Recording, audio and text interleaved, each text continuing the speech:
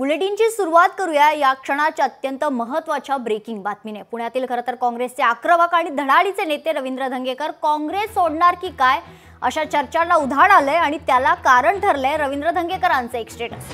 महत्त्वाचं म्हणजे धंगेकर यांच्या मुलाच्या वाढदिवसाला उद्योग मंत्री उदय सामंत उपस्थित राहिल्याने या चर्चांना आणखी बळ मिळालेलं आहे। याबाबत खुद्द रवींद्र धंगेकरांना खरं तर लोकशाही मराठीने बोलतं केलं तेव्हा त्यांनी काँग्रेस सोडण्याबाबत अनेक महत्त्वाचे संकेत दिलेले आहेत।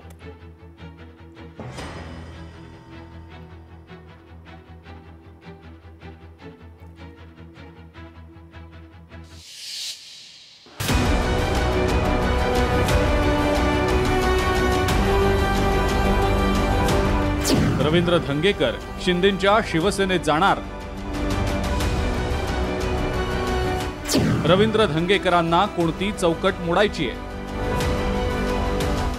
कार्यकर्त्यांची बोलणार, काँग्रेसचा हात सोडणार। डोक्यावर भगवी टोपी, गळ्यात भगवं उपरणं।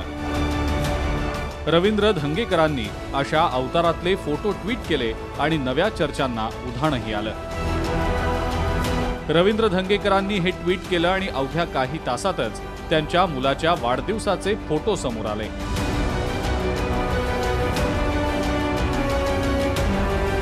महत्त्वाचं म्हणजे हे फोटो शिंदेंच्या शिवसेनेचे मंत्री उदय सामंत यांनी ट्विट केले। रवींद्र धंगेकरांच्या मुलाच्या वाढदिवसाचा केक कापायला उदय सामंत उपस्थित राहिले आणि काँग्रेसचे नेते रवींद्र धंगेकर शिंदेंच्या शिवसेनेमध्ये प्रवेश करणार का असा प्रश्न सर्वांनाच पडला।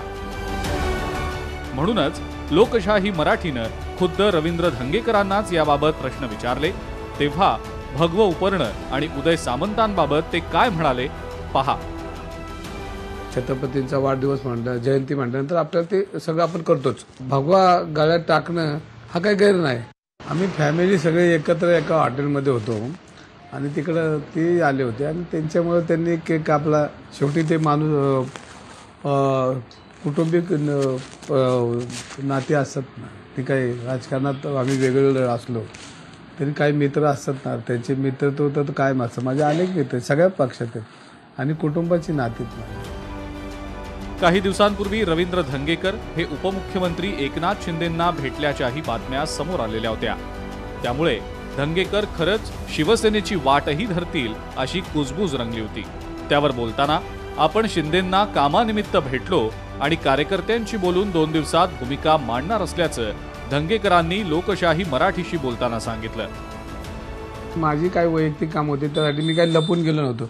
कॅमेऱ्यातूनच गेलो आणि कॅमेऱ्यातूनच भेटलो। तुम्ही मला पाहिलं असेल त्यावेळेला मी काही लपून गेलो नाही आणि शासकीय निवासस्थानी त्यांना भेटलो आणि त्याच्यामुळं काम असल्यामुळं भेटलो आणि ते काम करून द्यायला दिलं त्यांनी। पद असले की माझं अडकून जातो, पण माझी सवय तुम्हाला एक सांगतो की मला जनतेत जाऊन काम करायला आवडतं। पद आल्यानंतर त्याला अनेक चौकटीतून काम करावं लागतं। 1-2 दिवसांनी मी माझ्या कार्यकर्त्यांशी बोलणार आहे, माझ्या मागं जो मतदार आहे ते जे प्रमुख लोक आहेत त्यांच्याशी बोलणार आहे। हे चाललं ह्याला ह्याला कशा पद्धतीने उत्तर दिलं पाहिजे आणि कशा पद्धतीने ह्याला आता बोललं पाहिजे। आता 1-2-3 दिवसांनी माझी बैठक होईल कार्यकर्त्यांची आणि मी बोलत आहे तुमच्याशी। खरं तर रवींद्र धंगेकरांची राजकीय कारकीर्द ही शिवसेनेपासूनच सुरू झाली। त्यानंतर मनसेत प्रवेश करत ते 4 वेळा नगरसेवकही झाले। आता ते काँग्रेसमध्ये असून कसबा मतदारसंघामध्ये त्यांचा चांगला जनसंपर्क आहे।